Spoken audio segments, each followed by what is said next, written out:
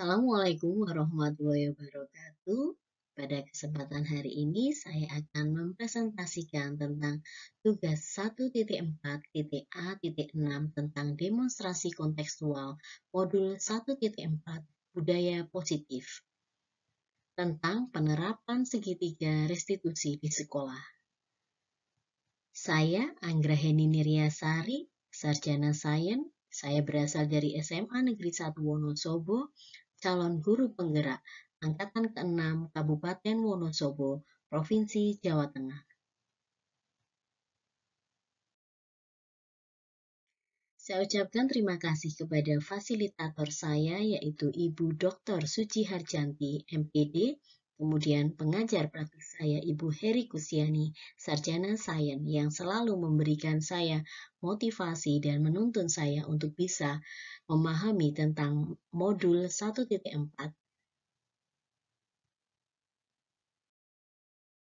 Yang pertama adalah pengertian dari budaya positif. Budaya positif merupakan pembiasaan yang diterapkan di sekolah dan diharapkan dapat membantu tercapainya profil pelajar Pancasila. Contoh dari budaya positif adalah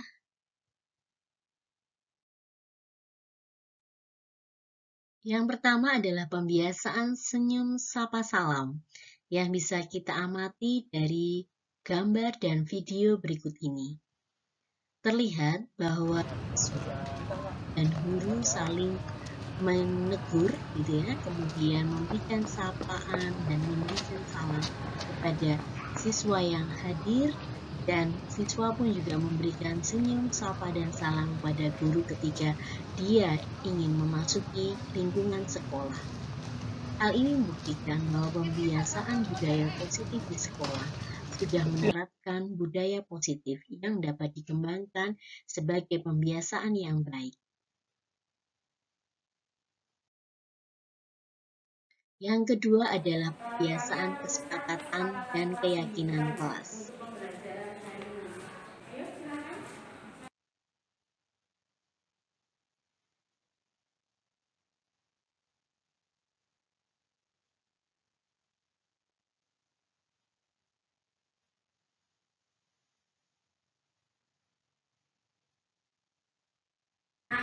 Kita sudah membuat kesepakatan kelas ya. Jadi kesepakatan kelas kita hari ini adalah saling menghargai dan menghormati, entah itu dengan saya ataupun dengan temannya, gitu ya.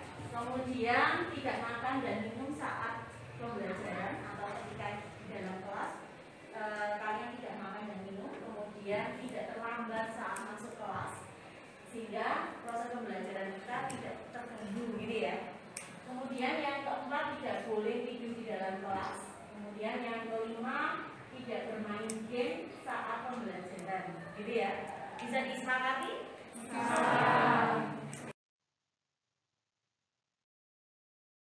Selanjutnya adalah pengertian restitusi.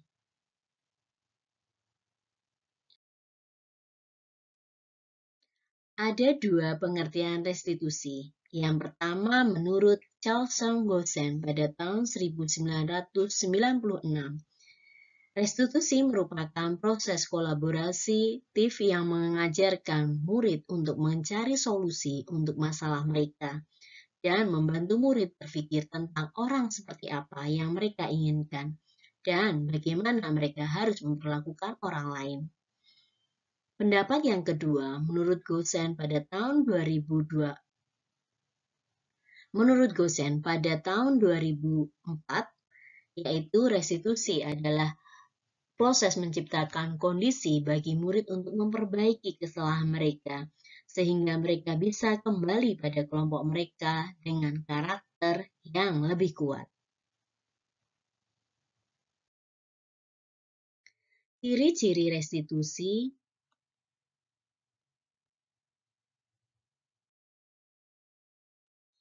Ciri restitusi. Yang pertama, restitusi bukan untuk menebus kesalahan, namun bagaimana memaknai kesalahan sebagai suatu pembelajaran. Yang kedua, restitusi adalah tawaran, bukan paksaan. Yang ketiga, restitusi menuntun untuk melihat ke dalam diri. Keempat, restitusi mencari kebutuhan dasar yang mendasari sebuah tindakan.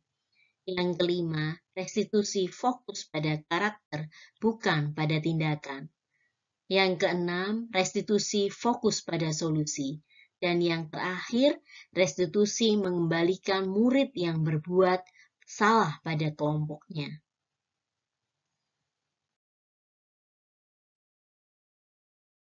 Artinya, restitusi memberikan penawaran bukan paksaan, desakan atau tuntutan maupun bentuk lain dari suatu tekanan yang menyebabkan seseorang menjadi merasa tertekan.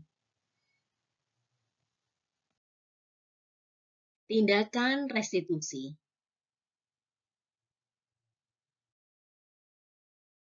Tindakan versi segitiga restitusi digambarkan sebagai berikut.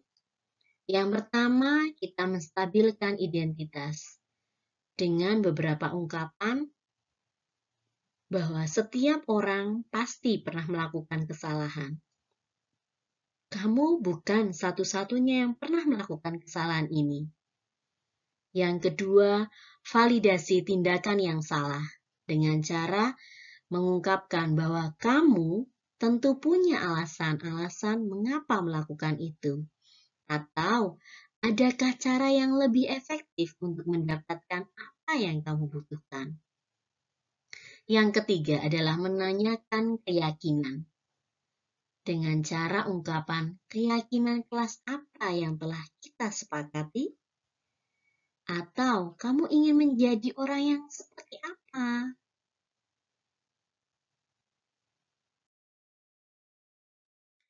Praktik penerapan segitiga restitusi di sekolah.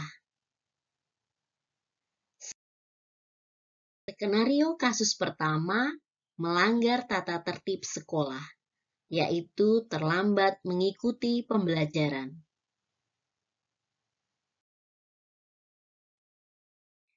Skenario kasus yang pertama. Ketika saya akan mengajar di kelas 10A, pelajaran kimia, materi bilangan kuantum, saya mendapati satu murid yang belum ada di kelas. Menurut keterangan teman-temannya, bahwa tadi sempat melihat Bagus, murid yang terlambat, terlihat di kantin sedang mengobrol asik dengan teman beda kelasnya sampai lupa masuk kelas. Yang kedua, berdasarkan kesepakatan pembelajaran kimia, di awal pembelajaran bahwa warga kelas telah membuat kesepakatan dan meyakini bahwa murid harus datang tepat waktu untuk mengikuti pembelajaran kimia di kelas.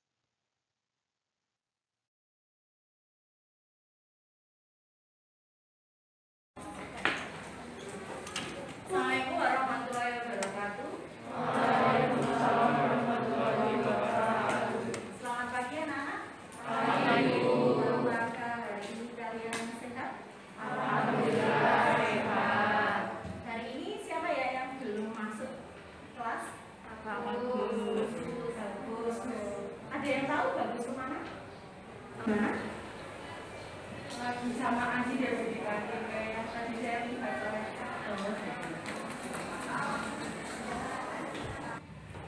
Bu, minta maaf saya terlambat dari tadi.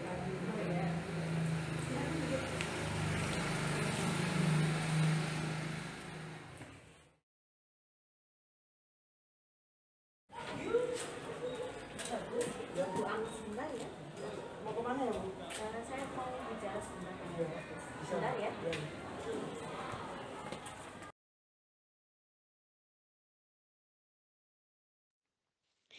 Bagus, tadi Ibu mendapat informasi dari teman-teman Bagus, kalau Bagus asik di kantin ngobrol dengan teman Bagus dan sampai Bagus lupa untuk tepat waktu mengikuti pembelajaran kimia. Mengapa hal itu bisa Bagus lakukan? Iya, Bu. Tadi saya terlalu asik bermain bersama teman di kantin, jadi saya lupa untuk masuk kelas tepat waktu. Apa Bagus tahu kalau waktu istirahat hanya 15 menit? Tadi Bagus sudah terlambat 20 menit. Iya, Bu, saya tahu. Baiklah, Bagus. Ibu di sini bukan untuk menyalahkan Bagus. Ibu di sini untuk mencari penyelesaian bersama, berpikir bersama tentang apa yang bisa kita lakukan untuk memperbaiki situasi ini. Bagus melakukan itu pasti ada alasannya, kan? Pasti seru dan asik ngobrol dengan teman di kantin. Iya Bu, saya tahu. Ya, mengobrol dengan teman itu memang seru dan asik. Tetapi yang Bagus lakukan itu merugikan Bagus dan melanggar kesepakatan serta keyakinan kelas. Iya Bu, tadi saya benar-benar lupa karena saya terlalu asik mengobrol dengan teman saya.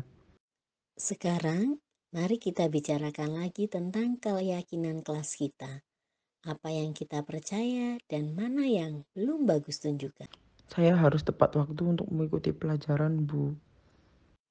Betul sekali. Bagus masih ingat dengan keyakinan kelas kita? Nah, sekarang kita kembali saat Bagus terlambat mengikuti pembelajaran. Apakah itu baik? Menurut Ibu, ada cara untuk mendapatkan rasa senang tanpa merugikan diri Bagus. Bagaimana menurut Bagus? Iya Bu, saya tahu. Nah, sekarang mari kita selalu memperhatikan keyakinan kelas kita. Dan apakah Bagus tahu apa yang harus Bagus lakukan untuk memperbaikinya?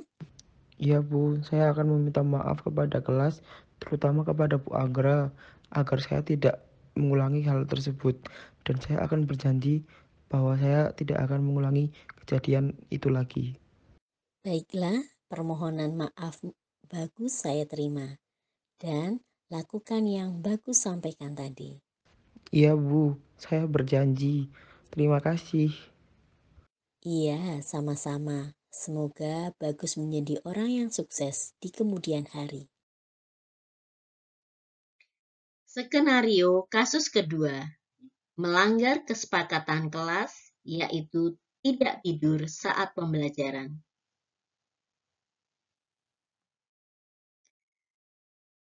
Ketika saya sedang mengajar di kelas 10A, pembelajaran mata pelajaran kimia materi bilangan kuantum, saya membuat kesepakatan kelas. Salah satunya tidak tidur di kelas saat pembelajaran. Beberapa saat ketika saya selesai menerangkan dan membagi kelompok diskusi, kemudian saya memantau aktivitas belajar dan diskusi dan belajar murid, saya melihat ada murid yang sedang merunduk. Ketika saya amati lebih dekat dengannya, ternyata dia sedang tidur. Padahal teman-temannya sedang sibuk mengerjakan tugas praktek bersama. Sebut saja murid itu bernama Bagus.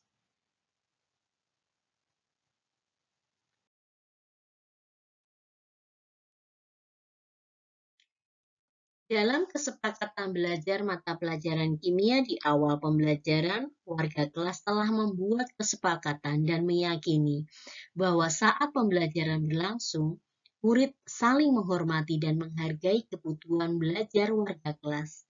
Sehingga tidur saat pembelajaran merupakan kegiatan indisipliner karena dianggap tidak mengikuti aktivitas diskusi.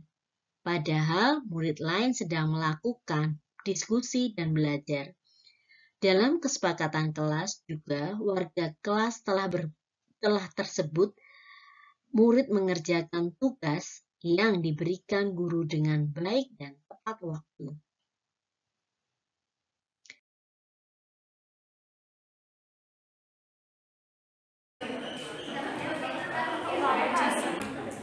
Silakan kalian berikan kelompoknya ya.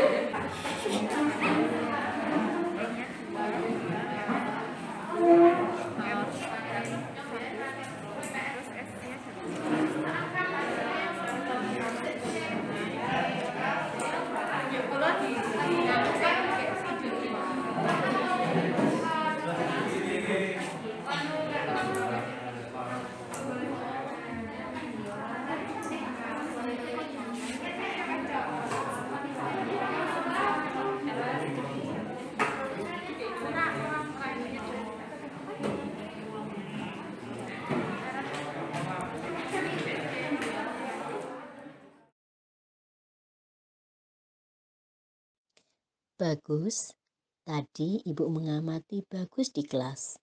Sepertinya Bagus sedang asik tidur saat pembelajaran kimia dan tidak mengerjakan tugas yang Ibu berikan. Mengapa hal itu bisa Bagus lakukan? Apa ada sebab lain? Jadi buat menghilangkan rasa capek itu hanya saya tidur biar nggak capek. Apa Bagus tahu kalau Bagus dalam masalah sekarang? Iya Bu, saya tahu. Baiklah, Ibu di sini bukan untuk mencari siapa yang salah. Ibu di sini untuk mencari penyelesaian bersama, berpikir bersama tentang apa yang bisa kita lakukan untuk memperbaiki situasi ini. Bagus, tidur pasti ada alasannya kan? Pasti enak dan asik ketika bisa tidur, karena bisa menghilangkan rasa capek dan kebosanan di kelas sampai tidak mengerjakan tugas sendiri ya Bagus? Iya Bu, saya tahu. Ya, Ibu bisa lihat tadi kalau Bagus merasa nyaman dan senang melakukannya, karena Bagus merasa capek dan tidak bosan lagi. Tetapi yang Bagus lakukan itu merugikan orang lain dan diri Bagus sendiri, karena teman-teman Bagus sedang berdiskusi dan Bagus seharusnya juga mengikuti diskusi. Sehingga mereka tidak merasa dirugikan karena berdiskusi dengan Bagus. Iya Bu, saya tahu. Menurut Ibu, ada cara untuk mendapatkan rasa senang tanpa merugikan diri Bagus. Bagaimana menurut Bagus? Iya Bu, saya tahu. Nah, sekarang mari kita selalu memperhatikan keyakinan kelas kita. Dan apakah Bagus tahu apa yang harus Bagus lakukan untuk memperbaikinya? Iya Bu, saya akan meminta maaf kepada kelas, terutama kepada Bu Agra, agar saya tidak mengulangi hal tersebut. Dan saya akan berjanji bahwa saya tidak akan mengulangi kejadian itu lagi. Baiklah, permohonan maaf Bagus saya terima.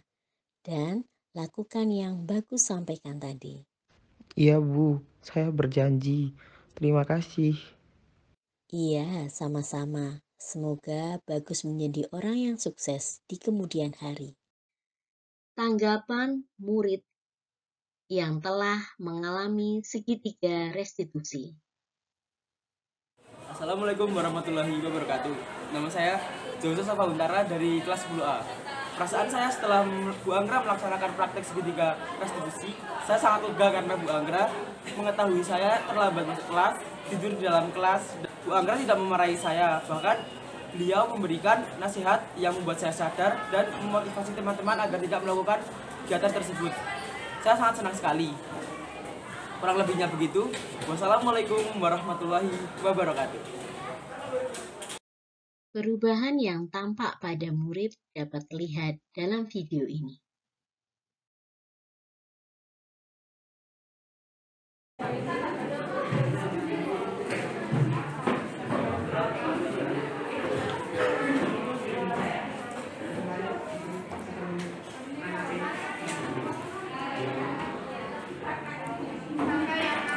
Sudah paham?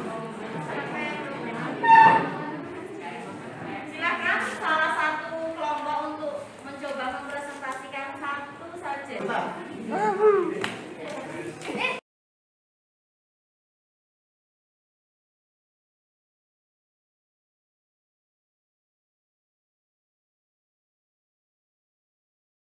Apakah kalian setuju atau sepakat dengan apa yang sudah dituliskan Bagus untuk nomor 1? Ya, sepakat ya, kalian sama ya dengan apa yang sudah dikerjakan dengan Bagus? Nah, Kesimpulan kegiatan pada hari ini yaitu penanganan kasus yang dilakukan guru dengan menggunakan pendekatan segitiga restitusi dapat memposisikan guru sebagai manajer dengan mengajukan pertanyaan-pertanyaan bermakna yang membuat murid menjadi lebih percaya diri, bertanggung jawab, dan mandiri. gitu